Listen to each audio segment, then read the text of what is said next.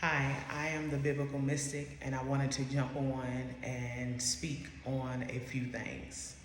So, my whole mission in life is to understand how to tap into my divine power, that power that God said He gave me, that abilities, these supernatural things that I should be able to do in my life. That is my mission. I want to learn how to tap into that power, okay? I also want to make sure I'm loving on myself properly. I'm giving myself love like I need to be giving myself love.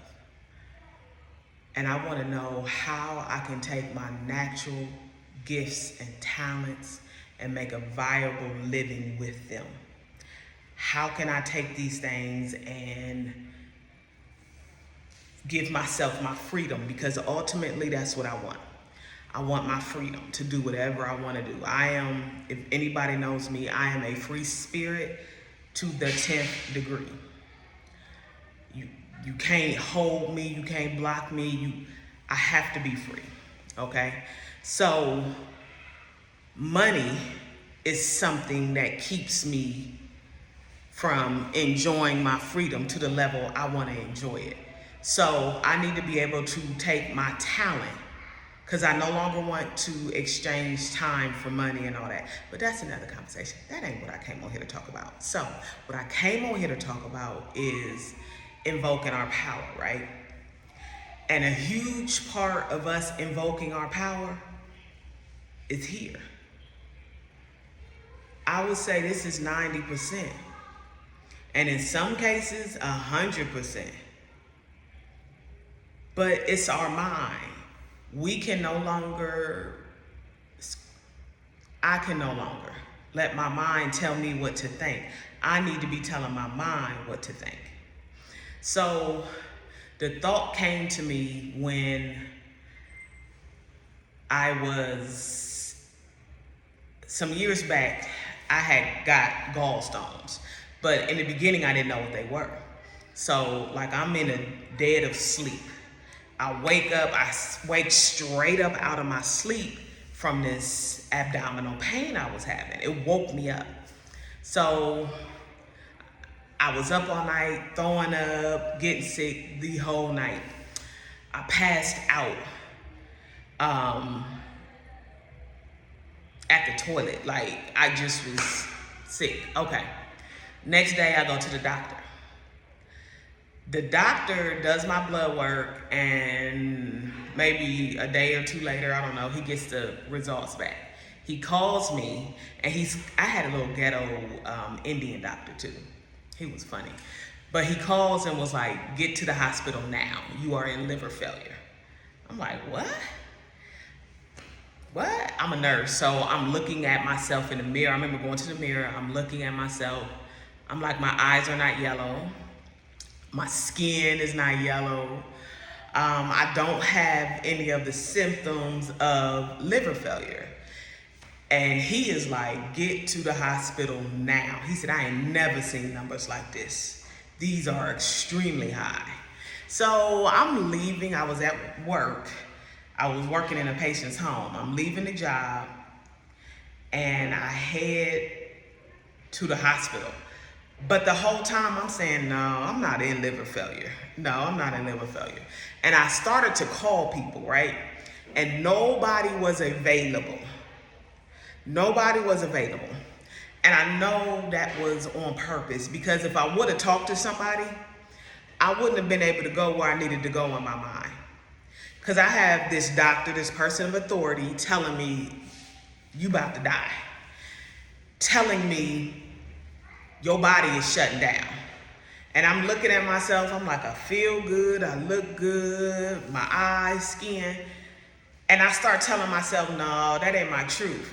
And then the further, as I got closer to the hospital, I was like, no, I ain't dying like this. This ain't how my story ends. No, absolutely not. This is not how my story ends. This is not how I'm dying. So I'm sitting in the hospital, they starting to do tests or whatever. And I'm looking at symptoms of liver failure. Mind you, I'm like, nah, this ain't my story. So I'm looking at symptoms. One of the symptoms were itching. I'm sitting there, then I start itching. So then my mind start going like, oh man, maybe it is liver failure. No, I had to hold that thought and tell myself, no, that's not, and I don't have this. And I'm glad I was not able to talk to anybody, because guess what? They might have been like, oh, Kim, or let me pray for you. They may have been took my energy someplace else. I needed to be able to focus and say, no, this ain't my truth. And this is what we have to do with everything in life. So a reality may come and say, this is now your truth. And you have to tell that reality, no, you're not my truth. No, I don't lack anything. No, my children are whatever you want to speak over them. No, you don't get to come and tell me what I'm going to think on now. Because I could have thought on the fact that I was in liver failure and been in liver failure. But I begin to think on the fact that I am healed, I'm whole, and this ain't how my story ends. And I thought about this is 90% of the groundwork. You have to realize how you're thinking. You have to, and look at your life. Your life is a reflection of your thoughts. Your life is a reflection of your thoughts. You with a shitty man? That's a reflection of what's going on inside of you. Oh, your kids out of control? That is a reflection of what's going on inside of you. Everything is a reflection back to you.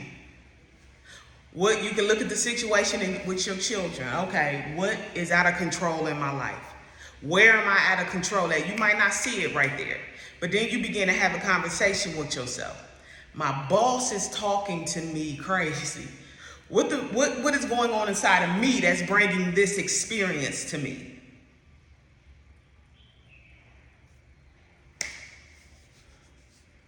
That's 90% of us standing in our power. And you have to know whatever you are experiencing, you have the ability to experience the opposite of that thing.